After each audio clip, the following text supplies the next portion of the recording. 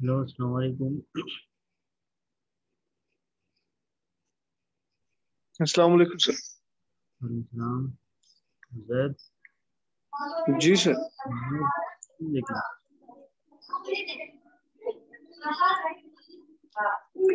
Hello. हाँ, बाकी students किधर है? तो सर वो अभी तक नहीं आए सर, मैं उनको मैसेज करता हूँ अभी सर। अच्छा, वैसे ही हम फिलहाल क्लास स्टार्ट कर लेंगे, तब तक वो ज्वाइन कर लेंगे, ठीक है। ठीक है सर। ओके, सो आज हमारा टॉपिक है यूनी जंक्शन ट्रांजिस्टर।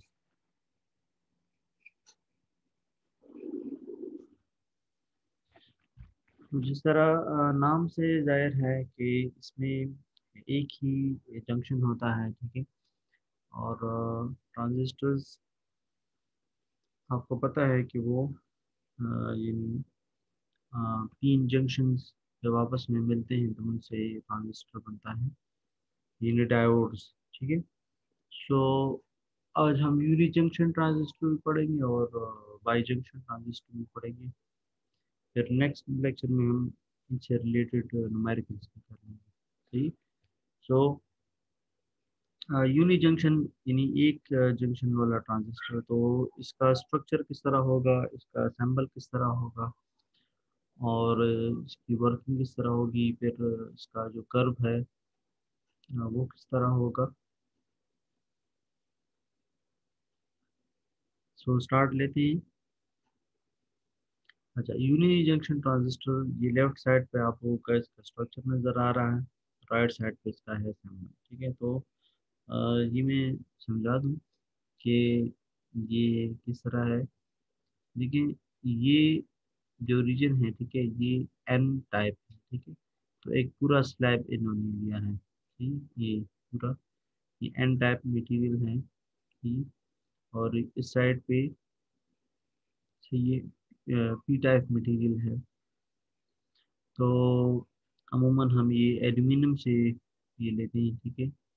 तो ये, तो इस, ये जो रीजन है, इसको मैं पीएन जंक्शन कह सकता हूँ, ठीक है। यानी डायोड यहाँ पे, ठीक है, जो पी टाइप और एन टाइप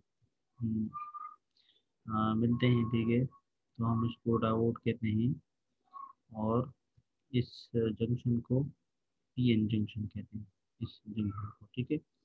सो ये वो पीएन जंक्शन है। तो इस, यहाँ पे एन बहुत बड़ा है सर, हाईली डोप्ड है, सही। और ये पी टाइप है, तो ये पीएन जंक्शन, सही। अच्छा, इसको जो कनेक्शन हमने दिया है वो है एमीटर का, सही, ई एमीटर। अच्छा, और इसमें दो बेसेस होंगे, ठीक है। एक को हम बेस वन कहेंगे और एक को बेस टू कहेंगे। तो बेस वन और बेस टू के कनेक्शन हमने कनेक्टर से लिए हैं। तो ये कंटेक्ट्स हैं, एक ये है, ठीक है, और एक ये है। जिस तरह ये बैटरी के दो टर्मिनल्स होते हैं, इस तरह यहाँ पे भी, सही है।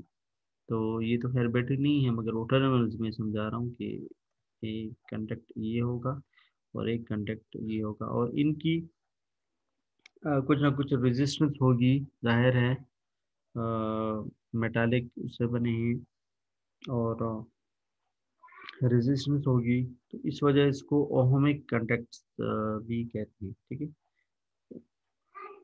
तो ये, इससे जो कनेक्शन हम लेते हैं उसको हम बेस टू कहेंगे, इससे कनेक्शन लेंगे उसको बेस वन कहेंगे, सही है। अच्छा, तो दो बेसिस हैं, बेस वन, बेस टू, और एमीटर ई, सही। तो यूनी जंक्शन ट्रांजिस्टर का ये स्ट्रक्चर होगा। अच्छा, अब इसका सैम्बल, इन्हें अगर जब सर्किट में हम इसको बनाएंगे तो बार बार इस तरह पूरा स्ट्रक्चर नहीं बना सकते, ठीक। तो हम सिंबॉलिकली इसको रिप्रेजेंट करेंगे किसी भी सर्किट में, इलेक्ट्रॉनिक सर्किट में। तो देखिए, ये बेस टू, ये रहा बेस वन, ये पीएन जंक्शन, सही है, और इससे जो कनेक्शन दिया है वो है एमीटर का, सही है। तो यस ये सर। सही। अच्छा, तो चूंकि ये पी साइड है और ये एन साइड है, तो इसकी एरो जो है वो पी से एन की तरफ होता है, ठीक है। अच्छा, तो अब हम इसका इक्विवेलेंट पढ़ते हैं, ठीक है। इक्विवेलेंट, तो इक्विवेलेंट किस तरह होगा?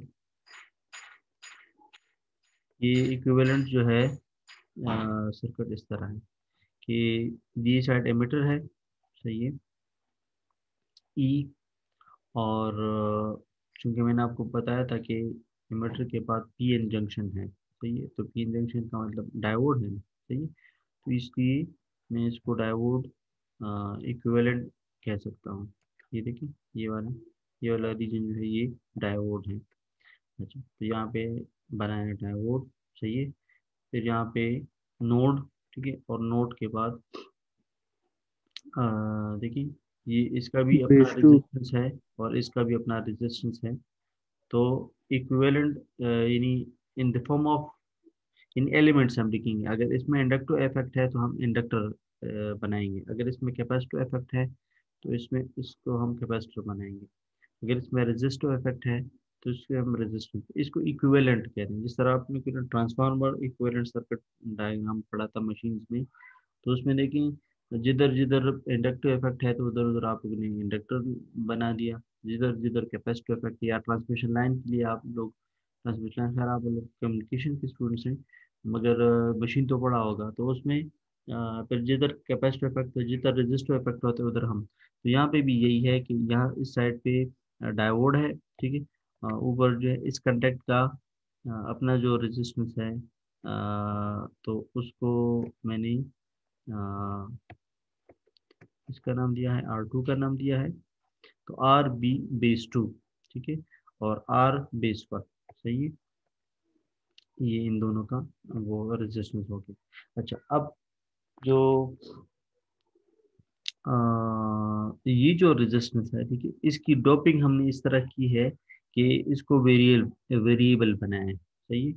और ये जो है टेम्परेचर के लिहाज से वेरी करेगा, यानी करंट जब यहाँ से आएगा, ठीक है, और इस साइड पे जाएगा, ठीक है, तो जाहिर बात है कि जब करंट फ्लो होता है तो किसी भी एलिमेंट का टेम्परेचर बढ़ जाता है, सही है। तो इसका नेगेटिव टेम्परेचर कोएफिशिएंट है, नेगेटिव नेगेटिव टेम्परेचर कोएफिशिएंट किसे कहते हैं? कि जब आप टेम्परेचर बढ़ता है अ, तो उसका रेजिस्टेंस क्या हो जाता है, कम हो जाता है, सही है। यानी जब टेम्परेचर बढ़ता है तो उसका यस सर। रेजिस्टेंस जो है वो कम हो जाता है, तो ये इन्वर्सली रिलेटेड है, सही है। इसको कहते हैं नेगेटिव टेम्परेचर कोएफिशिएंट। तो जब यहाँ से फ्लो स्टार्ट होगा, ठीक है, फ्लो कब स्टार्ट होगा इसकी कंडीशंस हैं, ये हम अभी हम पढ़ेंगे, सही है। तो जब ये करंट स्टार्ट होगा तो इसका टेम्परेचर बढ़ जाएगा, ठीक है। तो जब टेम्परेचर बढ़ जाएगा तो इसकी रेजिस्टेंस जो है वो क्या हो जाएगी, कम हो जाएगी, सही है। तो जब रेजिस्टेंस कम हो जाएगी तो आपको पता है कि इसके क्रॉस वोल्टेज ड्रॉप की, थ्रू आउट वोल्टेज ड्रॉप भी कम हो जाएगी। यानी यहाँ पे जो ये लेट सपोज अगर ग्राउंड है, सही है, और ये वी ई है, तो यहाँ से लेकर यहाँ तक जो वोल्टेज होगा उसे हम V E minus V ground कहेंगे। तो वी ग्राउंड का तो आपको पता है कि वोल्टेज कितना होता है, जीरो होता है, तो ये वी ई कहलाएगा, सही। तो इसका जो रेजिस्टेंस है वो भी कम हो जाएगा, यहाँ पे वोल्टेज ड्रॉप कम हो जाएगा, क्यों? क्योंकि जब रेजिस्टेंस कम होता है तो वोल्टेज ड्रॉप भी उधर कम होता है। ये तो आप लोगों ने सर्किट्स में पढ़ा होगा, यानी ये एक रेजिस्टेंस है, ये दूसरा रेजिस्टेंस है, ठीक है। और इनको मैंने एक सोर्स के थ्रू कनेक्ट किया है, और इसका वो है 5 ओहम, ठीक है, और इसका है 10 ओहम, सही। और मैंने 15 वोल्ट अप्लाई किया है फॉर एग्जांपल, ठीक है। तो वोल्टेज ड्रॉप किस में ज़्यादा होगा, 5 ओहम में ज़्यादा होगा या 10 ओहम में ज़्यादा होगा? जी बताएं।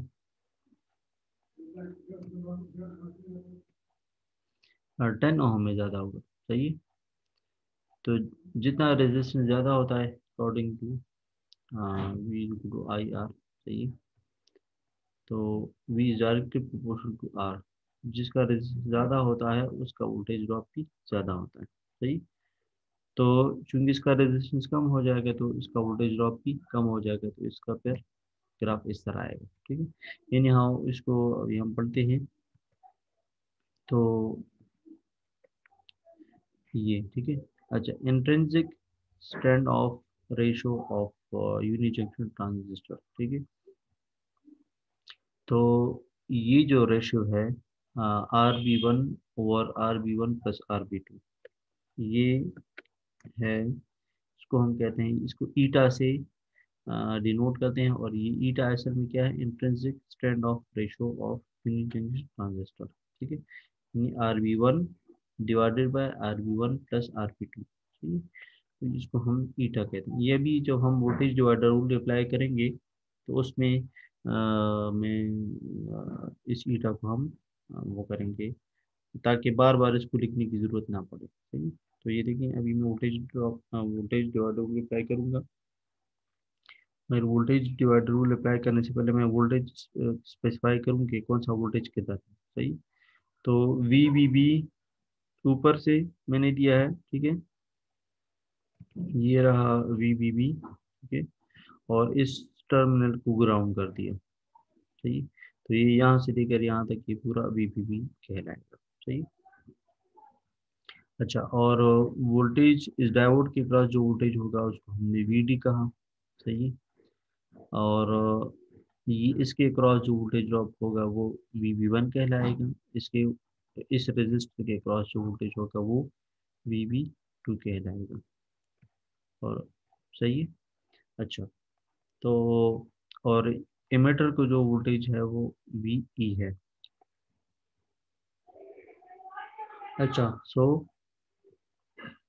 अब मैं यहाँ पे वोल्टेज डिवाइडर अप्लाई करता हूँ, तो VB1, ठीक है, is equal to VBB RB1 divide by RB2 plus RB2। ठीक है, सो इन दोनों का ये वोल्टेज डिवाइडर रूल से ही आया है। ठीक है, सो मुझे पता है कि RB1 divide bye RB1 plus RB2 ये ईटा के बराबर है। तो ये आप देख सकते हैं कि VB1 फिर क्या आ जाएगा।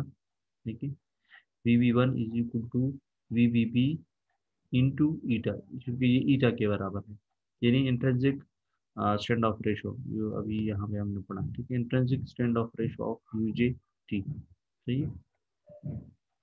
सो ये हुआ आप लोगों का ईटा। सही, VE सही है, और VBB, और यहाँ पे ग्राउंड, और ये VD। अच्छा, यहाँ से करंट फ्लो होने के लिए कंडीशन क्या है? कंडीशन ये है कि if V is less than, यानी ये जो वोल्टेज है, अगर VD प्लस VB1 ये, ठीक है,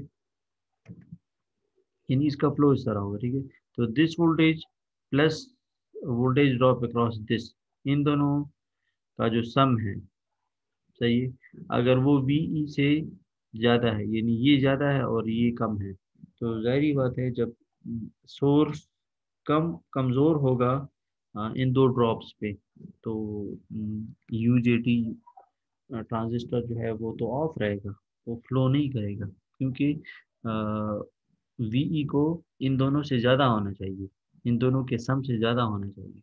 तो अगर VE is less than VD plus VB1, ठीक है, ये असल में VB1 है, जो कि बराबर है, ये देखिए, VBB इंटू ईटा पे, वोल्टेज डिवाइडर रूल से। सो VE is less than VD plus VB1। सही, तो ये क्या होगा, UJT विल बी ऑफ, और जब VE is greater than VD plus eta VBB, तो फिर जो है ये टर्न ऑन हो जाएगा। ठीक, और जब टर्न ऑन होगा तो करंट की फ्लो जो है वो इस तरह होगी। सही है, तो ये क्या है, कंडीशन है। अच्छा, अब अ, इसका जो कर्व है वो हम पढ़ते हैं। एक्स एक्स साइड पे IE है। सही है, और वाई पे वी ये है, सही है। सो इंडिपेंडेंट क्वांटिटी आई ई है कि यानी करंट के फ्लो होने से वोल्टेज ड्रॉप कितना वो होगा। और ये क्यों है, क्योंकि यहाँ पे वेरिएबल रेजिस्टेंस लगा हुआ है, सही। सो देखिए, इसको मैं 3 रीजन्स पे डिवाइड कर सकता हूँ। एक कट ऑफ रीजन है, एक एक्टिव रीजन है, और एक सेचुरेशन रीजन, सही है। तो जब करंट बढ़ेगा तो मैंने आपको बताया कि इससे क्या होगा, टेम्परेचर बढ़ जाएगा, सही है।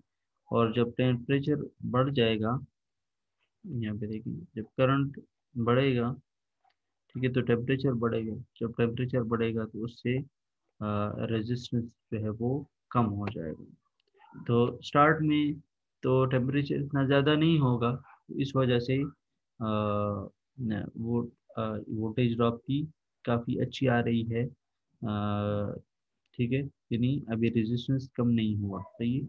अभी हम उस पीक पॉइंट तक नहीं पहुंचे कि जिस पे नेगेटिव रेजिस्टेंस कोएफिशिएंट ने अपना काम स्टार्ट करना है, ठीक है। तो अभी टेम्परेचर नहीं बढ़ा, तो करंट के बढ़ने से रेजिस्टेंस बढ़ रहा है और वोल्टेज ड्रॉप भी बढ़ रहा है, तो ये वाला, ठीक है। और अच्छा, तो अभी जो है यानी वो टर्न ऑन भी नहीं हुआ। और जब ये रेजिस्टेंस कम हो जाएगी इस पॉइंट पे, ठीक है, तो वोल्टेज ड्रॉप भी कम होना स्टार्ट हो जाएगा, क्योंकि टेम्परेचर बढ़ेगा, ठीक है, due to negative resistance characteristics. तो अब ये देखिए, ये वोल्टेज कम हुआ। वोल्टेज क्यों कम हो रहा है, क्योंकि टेम्परेचर बढ़ रहा है और रेजिस्टेंस कम हो रही है। तो जब रेजिस्टेंस कम होती है तो वोल्टेज ड्रॉप भी कम होता है। ये तो अभी मैंने बताया ना कि रेजिस्टेंस, ठीक है, is directly proportional to voltage. Resistance ज़्यादा होगा, जिस जो रेजिस्टर ज़्यादा होगा उसको वोल्टेज ड्रॉप ज़्यादा होगा, जो रेजिस्टेंस कम होगा उसको वोल्टेज ड्रॉप भी कम होगा, सही है। तो अब यहाँ पे चूंकि रेजिस्टेंस कम हो रहा है तो इस वजह से वोल्टेज ड्रॉप भी, देखिए ये भी है, वी है, तो वोल्टेज ड्रॉप भी कम हो रहा है कि नेगेटिव कर्व आपको दे रहा है, ये नीचे की तरफ आ रहा है। जो जो करंट बढ़ता जा रहा है, टेम्परेचर बढ़ रहा है, टेम्परेचर बढ़ने से रेजिस्टेंस कम हो रही है, और रेजिस्टेंस कम होने से वोल्टेज ड्रॉप भी कम हो रहा है, सही।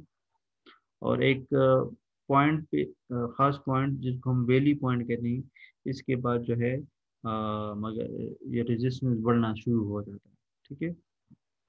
जब और हम करंट बढ़ाएंगे तो फिर जो है रेजिस्टेंस बढ़ेगा, जिसकी वजह से वोल्टेज ड्रॉप भी बढ़ेगा। तो हम ट्रांजिस्टर को इस रीजन में यानी एक्टिव रीजन में रखेंगे। इसको ये देखिए येलो से हाईलाइट भी किया गया है। तो आप लोगों ने करंट को ना इस पॉइंट से कम रखना है और ना इससे ज़्यादा रखना है। आप लोगों ने ट्रांजिस्टर से अगर सही काम लेना है तो वो आपने इस रीजन में लेना है, ठीक है। ये वैली पॉइंट से कम हो, सही, और पीक पॉइंट से ज़्यादा हो, ये ठीक है। तो ये नेगेटिव रेजिस्टेंस कोएफिशिएंट कैरेक्टरिस्टिक्स ये आए बिकॉज ऑफ दी कि टेम्परेचर बढ़ने से रेजिस्टेंस कम होगा, ठीक है। और रेजिस्टेंस के कम होने से, ठीक है, जब रेजिस्टेंस कम होगा तो वोल्टेज ड्रॉप भी कम हो जाएगा, तो इस वजह से ये नीचे आ रहा है, ठीक है। अच्छा, सो अब है बाइपोलर जंक्शन ट्रांजिस्टर। तो जिस तरह नाम से जाहिर है कि अब इसमें दो जंक्शन होंगी, ठीक है। उसमें एक जंक्शन में और यहाँ पे दो जंक्शन, बाइपोलर जंक्शन ट्रांजिस्टर, ठीक है। बीजेटी, उसको यूजेटी और ये बीजेटी। तो इसमें आप देखेंगे कि इसकी जो कॉन्फ़िगरेशन होगी या एनपीएन होगी या पीएनपी होगी, यानी 2 एन और बीच में एक पी, या 2 पी और बीच में एक एन, सही है। तो इससे जो है और दो जंक्शन इस तरह के, एक ये होगा, ठीक है, और एक ये होगा, सही। अच्छा, फिर हमने इसमें ये किया है कि इसकी जो डोपिंग है वो डिफरेंट की है। ताकि यानी इनका आप आपस में जो वो है जो पावर है वो डिफरेंट रहे। यानी अगर एक से जो करंट फ्लो होगा दूसरा भी उसी तरह ही करेगा, ठीक है, तो ये आपस में एक दूसरे के इफेक्ट को कैंसिल कर लेंगे। तो इनके इफेक्ट को यूनिफॉर्म ना रखने के लिए हमने इस तरह किया है कि इसकी डोपिंग हमने डिफरेंट डिफरेंट की है। और जितनी इसमें डोपिंग की है तो साइज भी ज़ाहिर है उसके हिसाब से होगा। तो अगर आप देखें तो इसमें ये वाला जो एन है ये हाईली डोप्ड है तो इसको बड़ा बनाया है। और इसके बाद ये वाला एन है, ये एन इससे छोटा बनाया है तो ये मॉडरेट होगा, ठीक है। और इसको बहुत ही थिन बनाया है, ठीक है, इसका जो डब्बा है वो थिन बनाया है। ये इस बात की इंडिकेशन है कि ये बहुत ही लाइटली डोप्ड होगा। सही है। तो ये हाईली डोप्ड, ये मॉडरेट डोप्ड, और ये क्या होगा कि बिल्कुल लाइटली डोप्ड होगा। सही है। सो इस साइड को मैं इमेटर कहूँगा, इस साइड को बेस कहूँगा, इस साइड को कलेक्टर कहूँगा। सही है। अच्छा देखें, ये एक जंक्शन ये है और एक जंक्शन ये है। सही। सो होल्स इस तरफ फ्लो होंगे और इलेक्ट्रॉन्स इस तरफ फ्लो होंगे। ठीक।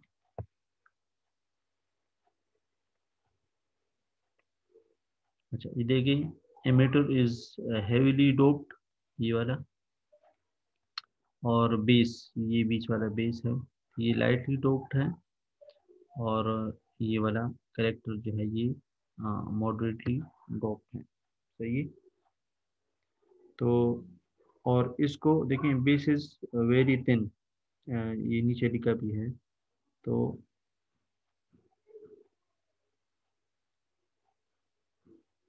अच्छा, सो ये हुआ बाइपोलर ट्रांजिस्टर। ठीक है। इसमें इसकी पर इसका भी सिंबल है और फिर इसका जो है वो भी है, कॉन्फ़िगरेशंस हैं। तो वो हम ब्रेक के बाद पढ़ लेंगे। ठीक है। ये आप लोगों को कोई क्वेश्चन है तो आप लोग पूछ सकते हैं।